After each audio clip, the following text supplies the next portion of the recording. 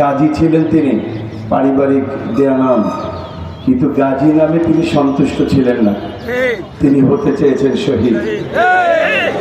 আল্লাহ তাকে শহীদ হিসেবে কবুল করেছেন। আমরা এটাই দোয়া করি আজকের এই হাজার মানুষের উপস্থিতিতে, তার সন্তানকে সামনে নিয়ে আমরা এই দোয়াই করি, রব্বুল আলামিন তুমি তাকে জান্নাতে আলা মাকাম দান করো, শাহাদাতের সর্বোচ্চ মর্যাদা তাকে দান করো। প্রিয় ভাইরা, তাকে 2004 সালের 3রা মার্চ হত্যা করা হয়েছে, শহীদ করা হয়েছে। তাকে যেভাবে সন্ত্রাসী কায়দায় শহীদ করা হয়েছে, আমার মনে পড়ে আমার সম্মানিত পিতা আল্লামা সাঈদীকে একইভাবে 5 বার হত্যা করার জন্য চেষ্টা করা হয়েছিল। এইভাবে 2004 সালের 3রা মার্চ তার প্রতি যেভাবে বোমা নিক্ষেপ করা হয়েছিল, আমার সম্মানিত পিতা শহীদ আল্লামা সাঈদীর প্রতি 1972 সালের পাবনায় পুষ্পপাড়ায় তিনি একটি মাহফিল করছিলেন। সেই মাহফিলে তাকে সরাসরি গুলি করা হয়েছিল, কিন্তু সেই গুলিতে একবার পাশে থাকা পুষ্পপাড়া আলিম মাদ্রাসার প্রিন্সিপাল নুরুল্লাহ, সম্ভবত তার নাম, তিনি শহীদ হয়ে গিয়েছিলেন। 1992 সালে তৎকালীন বিএনপি সরকার ক্ষমতা থাকা অবস্থায় পান্থপথে একটি সিরাত মাহফিল আব্বাকে লক্ষ্য করে সরাসরি গুলি করা হয়েছিল। আর 2004 সালে যখন শহীদ আবু বকর সিদ্দিককে গুলি করা হয়, বোমা বিস্ফোরণে শহীদ করা হয়, তখনও বিএনপি সরকার ক্ষমতায় ছিল। প্রিয় ভাইরা, তারা চেয়েছিল শহীদ আবু বকর কণ্ঠকে স্তব্ধ করে দিতে।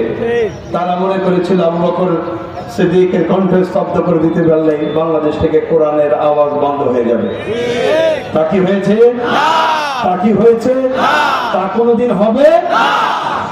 বরং এক শহীদ আবু বকর সিদ্দিকের কণ্ঠ থেকে এখন হাজার শহীদ আবু বকর সিদ্দিকের জন্ম হয়েছে। বাংলার প্রতিটি ঘরে ঘরে আবু বকর সিদ্দিকের জন্ম হচ্ছে। প্রিয় ভাইরা, শহীদ আবু বকর সিদ্দিককে যারা হত্যা করলো, যারা নীল নকশা করলো, সহযোগিতা করলো, পরামর্শ দিল, অর্থের যোগানদাতা যারা ছিল, তারা এই সমাজে আছে। হয়তো কেউ কেউ মারা গেছে, কিন্তু বাকিরা তো আছে, বাকিরা আছে। তাকে কারা হত্যা করেছিল? তাকে হত্যা করেছিল তারাই যারা মনে করেছিল শহীদ আবু বকর সিদ্দিক যদি পার্লামেন্টে যেতে পারেন, তাহলে পার্লামেন্টে তিনি ইসলামের আইন কায়েমের সংগ্রাম করবেন। সেই তারাই পরিকল্পিতভাবে শহীদ আবু বকর সিদ্দিককে হত্যা করেছে। তারা এখনো আছে। আমরা এখনো দেখতে পাই আওয়ামী লীগ বাংলাদেশ থেকে বিদায় নিয়েছে, কিন্তু আওয়ামী লীগের প্রেতাত্মা বাংলাদেশে আছে। এখনো দেখতে পাই আওয়ামী লীগের মতো কোরআনের মাহফিলে এক শ্রেণীর লোক বাধা দেয়, হক কথা বলতে বাধা দেয়। আপনাদেরকে উদ্দেশ্য করে বলতে চাই, আল্লাহর রাস্তায় কোরআনের সঙ্গে বেয়াদবি করবেন না, আলেমদের সঙ্গে বেয়াদবি করবেন না। আওয়ামী লীগের যে চরম পরিণতি হয়েছে, আপনাদের ওই একই পরিণতি হবে। ভাইরা, আল্লাহু আকবার, আল কোরআনের আলো, সংখ্যাদের আলো, আল কোরআনের আলো, সংখ্যাদের আলো, আমরা আল কোরআনের আলো। আমরা শহীদ আবু বকর সিদ্দিক সহ আমাদের শহীদ নেতৃবৃন্দের সকলের হত্যার বিচার চাই। আমাদের শহীদ নেতৃবৃন্দের ব্যাপারে তারা অভিযোগ তুলেছিল, তারা নাকি যুদ্ধাপরাধ করেছে, 71-এ তারা নাকি নারী ধর্ষণ করেছে, তারা নাকি হিন্দুদের সম্পত্তি লুটপাট করেছে। একটি সাক্ষী দিয়ে তারা প্রমাণ করতে পারে নাই। একজন মুক্তিযোদ্ধার সাক্ষীকে তারা আদালতে হাজির করতে পারে নাই। তারা বলছে তারা যুদ্ধাপরাধ করেছে। আমরাও বলছি তারা একটা অপরাধ করেছে, আমরাও বলছি অপরাধ করেছে। তাদের সেই অপরাধের কথা পবিত্র কোরআনে লেখা আছে। তারা কি অপরাধ করেছিলেন? তারা কোরআনে বলেছে, ওমা নাকামু মিনহুম ইল্লা আইয়ুমিনু বিল্লাহিল আজিজিল হামিদ। তারা সেই অপরাধ করেছিল যে তারা তাদের সব প্রশংসিত আল্লাহর উপর ঈমান এনেছিল। তারা আল্লাহর দ্বীন, আল্লাহর জমিনে কায়েম করার আন্দোলন করেছিল। এই অপরাধ তারা করেছিল। তারা যে যুদ্ধাপরাধের অভিযোগ তুলেছে, এটি ছিল ভারতের সাজানো একটি নাটক। এটি ছিল একটি প্রহসন। ওই ট্রাইব্যুনাল ছিল একটি ক্যাঙ্গারু ট্রাইব্যুনাল, ভারতের নির্দেশে পরিচালিত একটি ট্রাইব্যুনাল। সেই ট্রাইব্যুনাল আমরা সাক্ষীও হাজির করতে পারিনি। আপনাদের এই এলাকার গর্বিত সন্তান গাজী তামিম তার জ্বলন্ত সাক্ষী। এই গাজী তামিম আমাদের স্নেহের, এই গাজী তামিম আল্লামা সাঈদীর মামলার একজন সম্মানিত আইনজীবী ছিলেন। একই সাথে তিনি শহীদ আমাদের সেক্রেটারি জেনারেলের মামলারও তিনি আইনজীবী ছিলেন। তিনি সাক্ষী। আমরা একজন সাক্ষীকে আদালতে তুলতে পারি নাই সঠিকভাবে।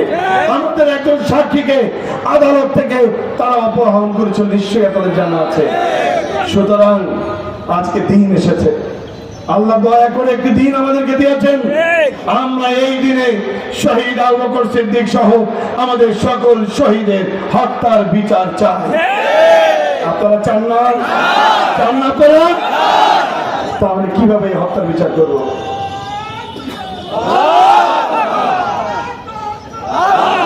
ভাইরা, আমরা কিভাবে হত্যার বিচার করব?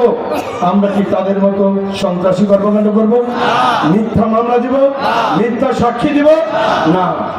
তাহলে কিভাবে করব? শহীদ আবু বকর সিদ্দিক কোন দল করতেন? কোন দল করতেন? বুক ফুলিয়ে বলেন, কোন দল করতেন? তাহলে যে দল জামাত ইসলামী করতে গিয়ে শহীদ আবু বকর সিদ্দিক জীবন দিয়েছেন, আল্লামা সাঈদী জীবন দিয়েছেন, শহীদ মতিউর রহমান নিজামী জীবন দিয়েছেন, আলী হাসান মোহাম্মদ মুজাহিদ জীবন দিয়েছেন, সেইরা বাংলাদেশ জামাত ইসলামীর মাধ্যমে একটি কল্যাণময় ইসলামী রাষ্ট্র গঠনের মাধ্যমে আমরা সকল শহীদদের হত্যার বদলা নেব ইনশাআল্লাহ। রাজি আছেন সবাই? এই এলাকা থেকে, এই আসন থেকে আগামী পার্লামেন্টে আপনারা ইসলামী ব্যক্তিত্বকে পার্লামেন্টে পাঠাবেন। রাজি আছেন? রাজি আছেন? ইনশাআল্লাহ আল্লাহ তাআলা এই হাতগুলোকে কবুল করেন। আপনারা আমাদের জন্য দোয়া করবেন। আমরা শহীদ আবু বকর সিদ্দিক তার পরিবারের জন্য দোয়া করি। বিশেষ করে আমাদের স্নেহের ভাই গাজী তামিম তার ছোট ভাই মহাসের জন্য দোয়া করি। আল্লাহ তাদের সম্মান মর্যাদা আরো বাড়িয়ে দেন। আর আমাদের চাচা শহীদ আবু বকর সিদ্দিক সহ আমার পিতা, আমার সম্মানিত নেতৃবৃন্দের যারা শহীদ হয়েছেন, তাদের সবাইকে আল্লাহ তাআলা যেন একসাথে এক জান্নাতে থাকার তৌফিক দান করেন। আর আমাদেরকেও যেন আল্লাহ রাব্বুল আলামিন এইভাবে মজলিস করে সবাইকে একসাথে তাদের সাথে জান্নাতে থাকার ব্যবস্থা করে দেন। আসসালামু আলাইকুম। ওয়ালাইকুম আসসালাম। সম্মানিত উপস্থিতি, দীর্ঘক্ষণ ধরে আমরা আলোচনা শুনলাম। দেশের কোটি কোটি কোরআন পিপাসা মানুষের প্রাণের স্পন্দন শহীদ মাওলানা আল্লামা দেলোয়ার হোসেন সাঈদীর সুযোগ্য পুত্র জনাব মাসুদ সাঈদীর কণ্ঠ থেকে আমরা ধন্যবাদ এবং মোবারকবাদ জানাই। আল্লামা সাঈদীর প্রতিচ্ছবি অনেকটা আমরা দেখি তার মাঝে। আপনি আবারও আসবেন, আপনাকে মোংলা আমবাগবাসীর পক্ষ থেকে প্রাণঢালা শুভেচ্ছা জানাচ্ছি। সংগ্রামী উপস্থিতি, এখন বক্তব্য রাখার জন্য আহ্বান জানাচ্ছি